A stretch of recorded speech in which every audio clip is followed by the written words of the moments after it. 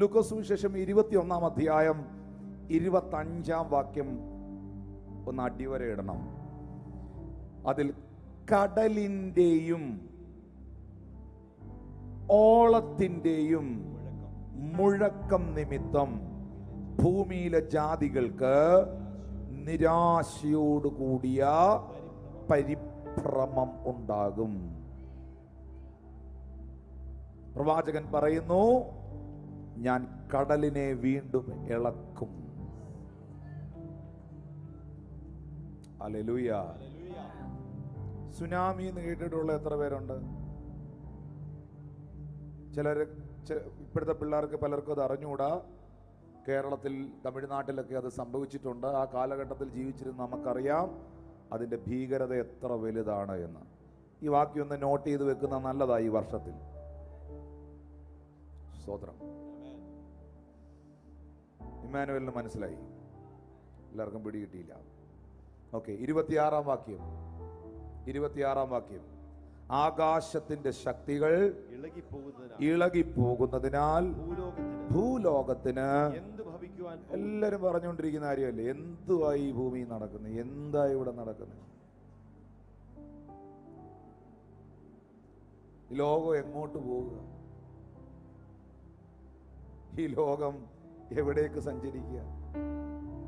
ആകാശത്തിന്റെ ശക്തികൾ ഇളകിപ്പോകുന്നതിനാൽ ഭൂമിയിൽ എന്ത് ഭവിക്കാൻ പോകുന്നെന്ന് പേടിച്ചു നോക്കി പാർത്തുകൊണ്ട് മനുഷ്യർ. ഈ ആകാശത്തിന്റെ ശക്തികൾ എന്ന് പറയുമ്പോൾ സമയമില്ലാത്തതുകൊണ്ടാ ദി ലോർഡ്സ് ടേബിളിനോടുള്ള ബന്ധത്തിൽ ഞാൻ ശുശ്രൂഷിക്കുന്നതാ.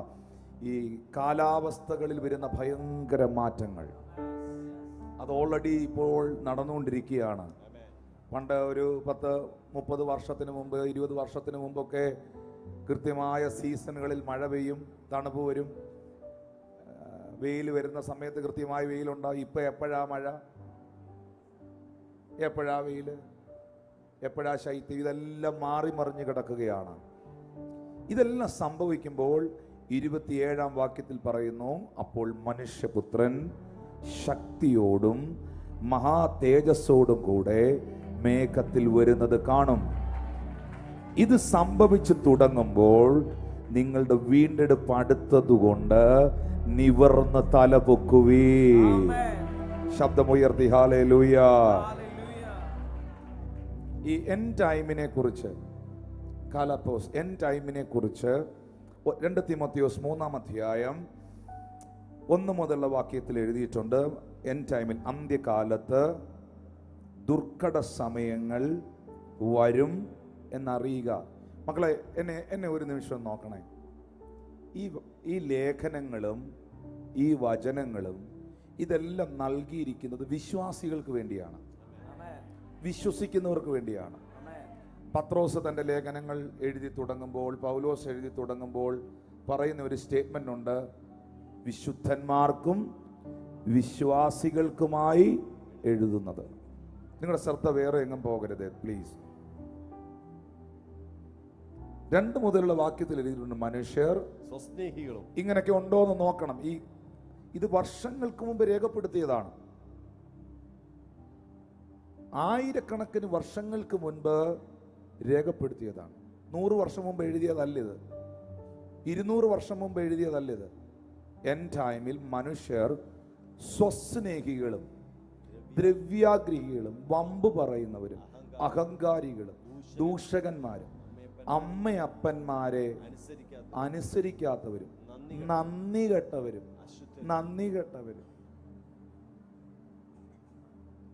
ഒന്ന് അടുത്തിരിക്കുന്ന ആളെ നോക്കിയേ, ശരിയല്ലേ ഇത് പറയുന്നതെന്ന് ഒന്ന് പറഞ്ഞു.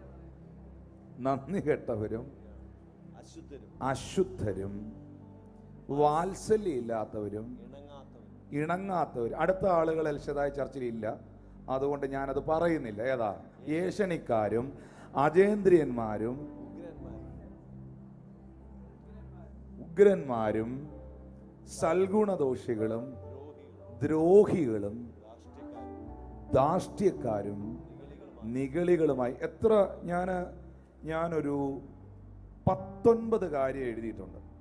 ഒന്ന് എണ്ണാവോ? ആദ്യം മൊത്തം എണ്ണി പിന്നെ ഒന്നുകൂടെ വിരല എണ്ണേണ്ടി വരും. 1, സ്വസ്നേഹികൾ. 2 ദ്രവ്യാഗ്രഹികൾ, 3 വമ്പ് പറയുന്നവർ, 4 അഹങ്കാരികൾ, 5 ദൂഷകന്മാർ, 6 അമ്മയപ്പന്മാരെ അനുസരിക്കാത്തവർ, 7 നന്ദി കെട്ടവർ, 8 അശുദ്ധർ, 9 വാത്സല്യമില്ലാത്തവർ, 10 ഇണങ്ങാത്തവർ, 11 ഏഷണിക്കാർ, 12 അജേന്ദ്രിയന്മാർ, 13 ഉഗ്രന്മാർ, 14 സൽഗുണദോഷികൾ, 15 ദ്രോഹികൾ, 16 ധാർഷ്ട്യക്കാർ, 17 നിഗളികൾ, 18 ഭോഗപ്രിയരായവർ, 19 ഭക്തിയുടെ വേഷം ധരിച്ച് അതിന്റെ ശക്തിയെ ധരിക്കുന്നവർ. ഹല്ലേലൂയ. ശരിക്കും പറഞ്ഞാൽ ഈ കൂട്ടരിൽ നിന്ന് ഏറ്റവും കൂടുതൽ ഉപദ്രവം അനുഭവിക്കുന്നത് ഭക്തിയോടെ ജീവിക്കുന്നവരാ. ശരിയാ. ഇന്നത്തെ കാലഘട്ടത്തിൽ സത്യസന്ധമായും നീതിയോടെയും മര്യാദയോടെയും ജീവിക്കുന്നവർക്കാണ് ഏറ്റവും കൂടുതൽ ഉപദ്രവം ഉണ്ടാകുന്നത്. ഉറപ്പാ. അല്ല, അത് ഇന്നത്തെ മാത്രമല്ല. പൗലോസ് പറഞ്ഞൊരു വാക്യം വാസ്തവം ഒന്ന് വായിക്കാവോ? 2 തീമോത്തിയോസ് 3:11. 2 തീമോത്തിയോസ് 3:11 എന്താ എഴുതിയിരിക്കുന്നത്? അന്ത്യോക്യയിലും ഇഖാനിയയിലും ലുസ്ത്രയിലും എനിക്ക് സംഭവിച്ച ഉപദ്രവവും കഷ്ടാനുഭവവും കണ്ടെന്നിരിക്കുന്നു. ഞാൻ എന്തെല്ലാം ഉപദ്രവം, ഒന്ന് വായിച്ചേ. ഞാൻ എന്തെല്ലാം, അങ്ങനല്ല പറഞ്ഞത്. ഞാൻ എന്തെല്ലാം, മലയാളി പറയുന്ന പോലെ പറയണം. ഞാൻ എന്തെല്ലാം ഉപദ്രവം സഹിച്ചു. പാസ്റ്റർ ജിജി അങ്ങനെയാണോ പറയുന്നത്? പക്ഷെ ഞങ്ങൾ അങ്ങനല്ല പറയുന്നത്. ഞാൻ എന്തെല്ലാം ഉപദ്രവം സഹിച്ചു. ഒന്ന് കരമടിച്ച് കർത്താവിന് നന്ദി. അതെല്ലാറ്റിൽ നിന്നും അത് കർത്താവാ.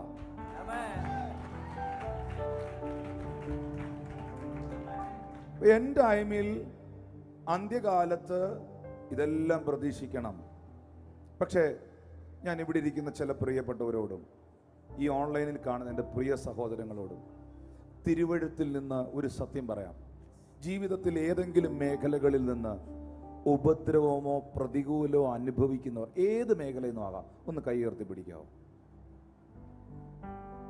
ഒരു ഉപദ്രവവും ഇല്ല, എനിക്കൊരു പ്രതികൂലവും ഇല്ലെന്നുണ്ടെങ്കിൽ ആ വ്യക്തി ഒന്ന് എഴുന്നേറ്റ് നിന്ന് ഞങ്ങൾക്ക് ഇത്രയും പേർക്ക് വേണ്ടി ഒന്ന് പ്രാർത്ഥിക്കാവോ? ഞങ്ങളെല്ലാം കൈപൊക്കി പിടിച്ചായിരുന്നു. ഹല്ലേലൂയ. ഞാൻ അവർക്ക് വേണ്ടി ഒരു വാക്യം വായിപ്പിക്കാൻ പോവാ.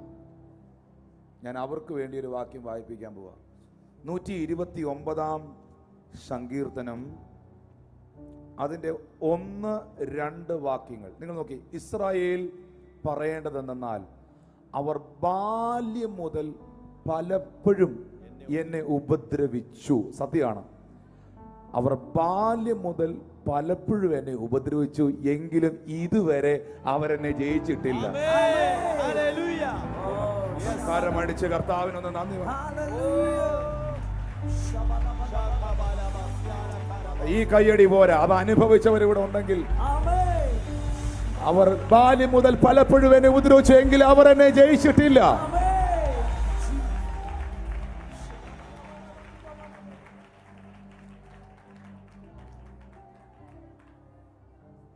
ദൈവം അതിനെ അനുവദിക്കുകയില്ല. പൗലോസ് പറയുന്നു, ആകയാൽ കർത്താവ് എനിക്ക് തുണ.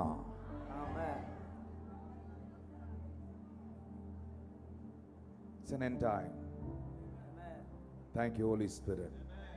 Thank you Holy Spirit. 2 പത്രോസിന്റെ ലേഖനം, മോനെ ഒരു വാക്യോടെ, 2 തീമോത്തിയോസ് 3:12. അത് അവസാനിപ്പിച്ച് അതിലേക്ക് വരുന്നു. 2 തീമോത്തിയോസ് 3:12 എല്ലാവരും ഒന്ന് വായിച്ചേ. എന്നാൽ ക്രിസ്തു യേശുവിൽ ഭക്തിയോടെ ജീവിക്കുവാൻ മനസ്സുള്ളവർക്കെല്ലാം ഉപദ്രവം ഉണ്ടാകും. ഇത് മനുഷ്യനെ, നിങ്ങളിത് മനുഷ്യരെ കുറിച്ചല്ല ഈ പറയുന്നത്, നോട്ട് ഹ്യൂമൻ. ഇത് പറഞ്ഞ ഉടനെ നിങ്ങളുടെ മനസ്സിൽ പല മനുഷ്യരെ കുറിച്ചല്ല, മനുഷ്യരല്ല നമ്മുടെ വിഷയം. നമുക്ക് പോരാട്ടമുള്ളത് ജഡരക്തങ്ങളോടല്ല,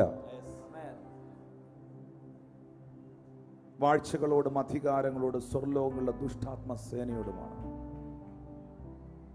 നിങ്ങൾ കൂടുതൽ പ്രാർത്ഥിക്കുവാനും കൂടുതൽ ഭക്തിയോടെ ജീവിക്കുവാനും വിശുദ്ധിയിൽ നിൽക്കുവാനും ആത്മീക ശുശ്രൂഷ ചെയ്യുവാനും ആത്മാക്കളെ നേടുവാനും തുടങ്ങുമ്പോൾ പൈശാചിക ലോകം നിങ്ങൾക്കെതിരെ വെല്ലുവിളികൾ ഉയർത്തും. പക്ഷേ അവിടെ നിങ്ങൾക്ക് ഇപ്പോൾ വായിച്ച സങ്കീർത്തന പുസ്തകത്തിലെ 2-ാമത്തെ വാക്യം നിങ്ങളുടെ അകത്ത് കിടക്കണം. എങ്കിലും ഹല്ലേലൂയ, ചേർന്നൊരു ഹല്ലേലൂയ. പൗലോസിന്റെ ഒരു സാക്ഷിയുണ്ട് പാസ്റ്റർ, അതിനകത്ത് പൗലോസിന്റെ ഒരു സാക്ഷിയുണ്ട്. 2 തിമോത്തി 4-ാം അധ്യായം, ഞാൻ പറയുന്ന വാക്യം മാത്രം ഒന്ന് വായിക്കാം. അതിന്റെ 14-ാമത്തെ വാക്യം ഒന്ന് വായിക്കാം. 2 തിമോത്തി 4-ന്റെ 14-ാം വാക്യം. ചെമ്പ് പണിക്കാരനായ അലക്സാണ്ടർ എനിക്ക് വളരെ ദോഷം ചെയ്തു, അവന്റെ പ്രവൃത്തികൾക്ക് തക്കവണ്ണം കർത്താവ് അവന് പകരം ചെയ്യും. അത് ദൈവം ചെയ്തോളും.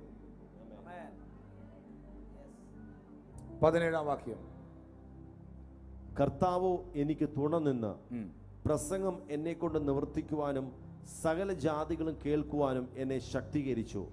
അങ്ങനെ ഞാൻ സിംഹത്തിന്റെ വായിൽ നിന്ന് രക്ഷ പ്രാപിച്ചു. നമുക്ക് ഈ കർത്താവിനെ മതി,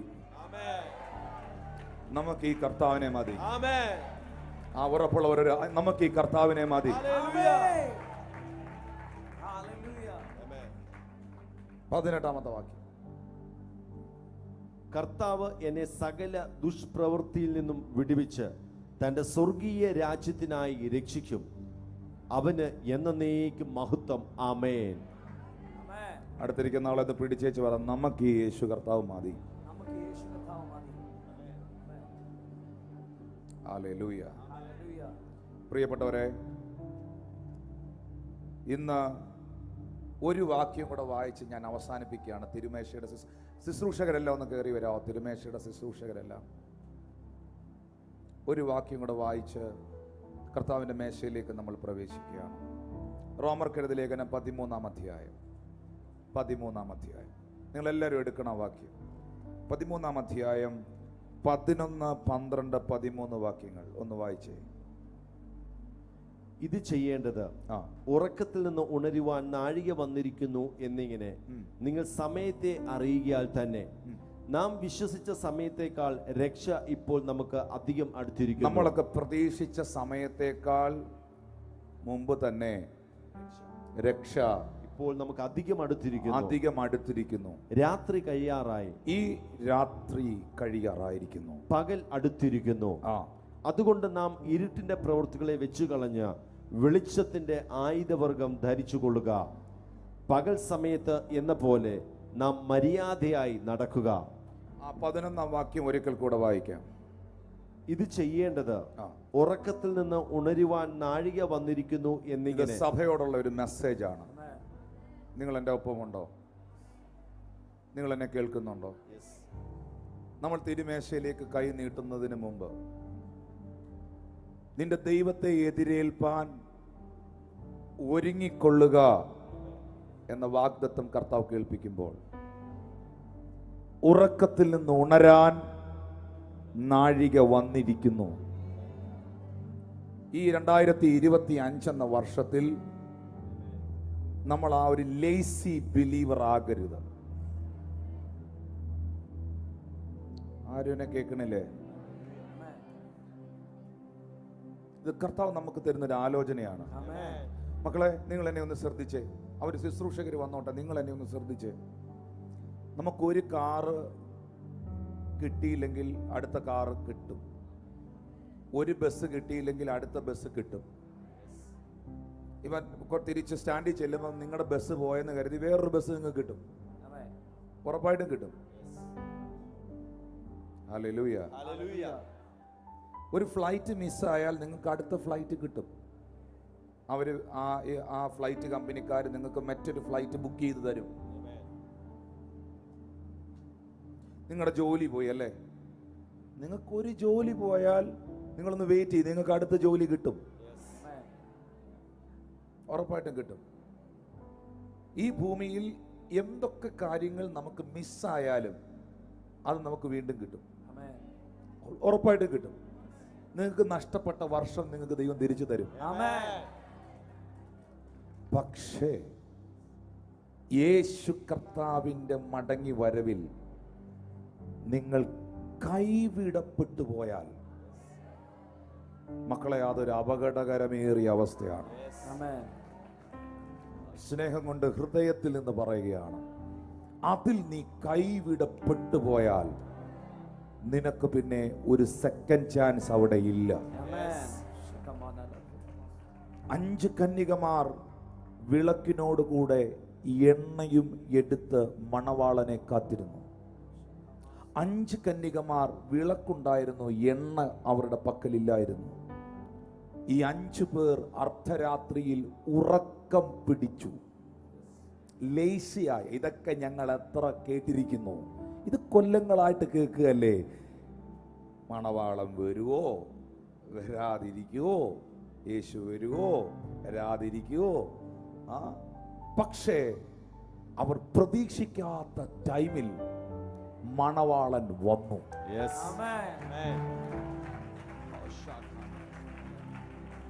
വിളക്കിനോട് കൂടെ എണ്ണയും ഉള്ളവർ മണവാളനോട് കൂടെ മണിയറയിലേക്ക് പ്രവേശിച്ചു.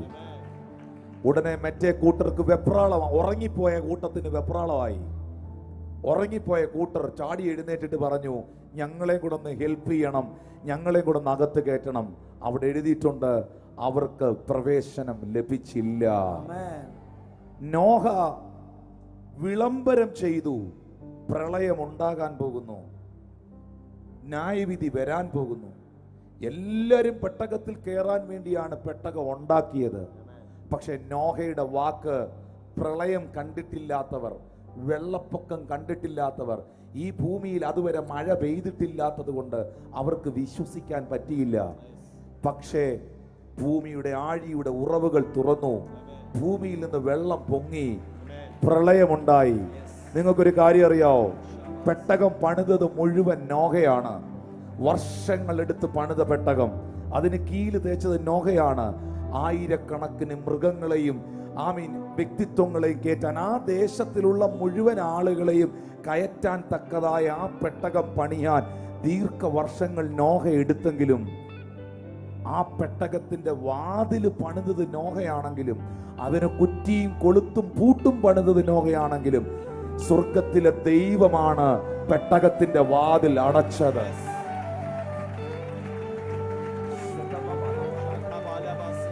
കാരണം അവൻ അടച്ചാൽ ആർക്കും അത് തുറക്കാൻ കഴിയുകയില്ല, അവൻ തുറന്നാൽ ആരും അത് അടയ്ക്കുകയില്ല.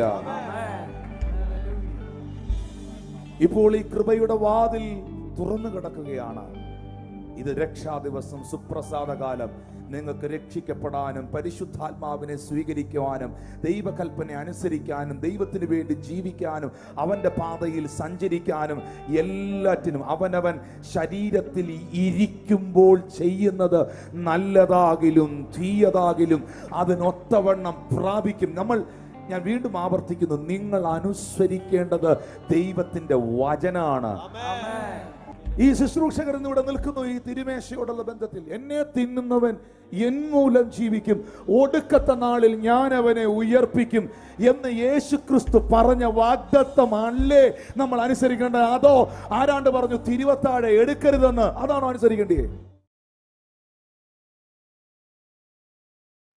ഞാൻ നിൽക്കേണ്ടത്, ഞാൻ ജീവിക്കേണ്ടത് ഈ വചനത്തിലാണ്. തന്നെ കാത്തിരിക്കുന്നവരുടെ പ്രത്യക്ഷതയ്ക്കായി, തന്നെ കാത്തിരിക്കുന്നവർക്കായി അവൻ വീണ്ടും മടങ്ങി വരും. കരങ്ങളെ ഉയർത്തി ദൈവത്തെ സ്തുതിക്കാം. ഒന്ന് കൈകളെ ഉയർത്തി പിടിച്ച്, പിതാവേ അങ്ങയുടെ വരവിനായി, വാ തുറന്ന് പറഞ്ഞ്, യേശുവേ അവിടുത്തെ വരവിനായി, അവിടുത്തെ വചനം പോലെ എന്നെ ഒരുക്കണമേ, എന്നെ ഒരുക്കണമേ. അങ്ങയുടെ തിരുമേശയിൽ പങ്കെടുക്കുവാൻ, അവിടുത്തെ ശരീരത്തോടും അവിടുത്തെ രക്തത്തോടും എനിക്ക് കൂട്ടായ്മയുണ്ടാകുവാൻ കർത്താവ് ഇടയാക്കണമേ. എല്ലാവരും ഒന്ന് ശബ്ദമുയർത്തി പ്രാർത്ഥിക്കാൻ തുടങ്ങി. ശബ്ദമുയർത്തി ഓരോ ശുശ്രൂഷകരും ആത്മാവിൽ പ്രാർത്ഥിക്കാൻ തുടങ്ങി. കർത്താവിന്റെ ദാസനെ ഒരു വാക്ക് പ്രാർത്ഥിച്ചു.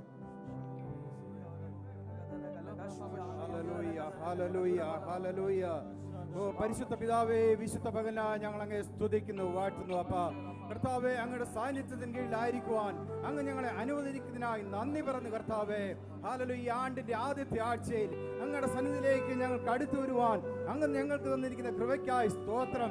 അപ്പാ നന്ദിയോടെ അങ്ങ് സ്തുതിക്കുന്ന കർത്താവെ. ആണ്ടിന്റെ ആരംഭം മുതൽ അവസാനം വരെ അങ്ങയുടെ ദൃഷ്ടി അതിന്മേൽ ഇരിക്കുന്നതിനായി ഞങ്ങൾ നന്ദി പറയുന്നു. സൗവത്സരങ്ങളെ നന്മ കൊണ്ട് അലങ്കരിക്കുന്ന കർത്താവെ, ഇന്ന് പകൽ ഞങ്ങൾ അങ്ങയുടെ സന്നിധിയിലേക്ക് അടുത്തു വരുമ്പോൾ കർത്താവെ അങ്ങയുടെ കൃപ അങ്ങയുടെ കരുണ ധാരാളമായ അടികൾ പകരണമേ കർത്താവേ. അപ്പാ ഞങ്ങൾ അങ്ങയുടെ മേശയിലേക്ക് അടുത്തു വരുന്നു. കറ, മാലിന്യം, ചുളുക്കം, വാട്ട ഒന്നുമില്ലാതെ അങ്ങയുടെ സന്നിധിയിൽ നിഷ്കളങ്കമായി നിൽക്കുവാൻ അങ്ങ് ഞങ്ങളെ അനുവദിക്കുന്നതിനായി നന്ദി പറയുന്നു കർത്താവേ. അപ്പാ ഞങ്ങൾ വിശുദ്ധിയോടെ അങ്ങയുടെ സന്നിധിയിലേക്ക് വരുവാൻ കർത്താവെ, പ്രാഗൽഭ്യത്തോടെ അങ്ങയുടെ സന്നിധിയിലേക്ക് അടുത്തു വരുവാൻ ഇന്ന് പകലും അങ്ങ് ഞങ്ങളെ ശക്തീകരിക്കുന്നതിനായി നന്ദി കർത്താവേ. അപ്പൊ അങ്ങയുടെ ദാസന്മാരെ അങ്ങ് ശക്തീകരിക്കണമേ, ബലപ്പെടുത്തണമേ. ഇന്ന് പകൽ ഞങ്ങൾ ഇത് ഭക്ഷിച്ച് അപ്പാ ഹല്ലേലൂയ ബലപ്പെട്ട് കർത്താവേ അങ്ങയുടെ നാമമഹത്വത്തിനായി പിന്നെയും ജീവിക്കുവാൻ അങ്ങയുടെ കൃപ പകരുന്നതിനായി സ്തോത്രം. ഇത് ഞങ്ങളെ ജീവിപ്പിക്കുന്ന അപ്പമാകയാൽ നന്ദി പറയുന്നു കർത്താവേ. ഒടുക്കത്തെ നാളിൽ ഞങ്ങളെ ജീവിപ്പിക്കുന്നതിനായി കർത്താവേ ഞങ്ങൾ അങ്ങേക്ക് നന്ദി പറയുന്നു.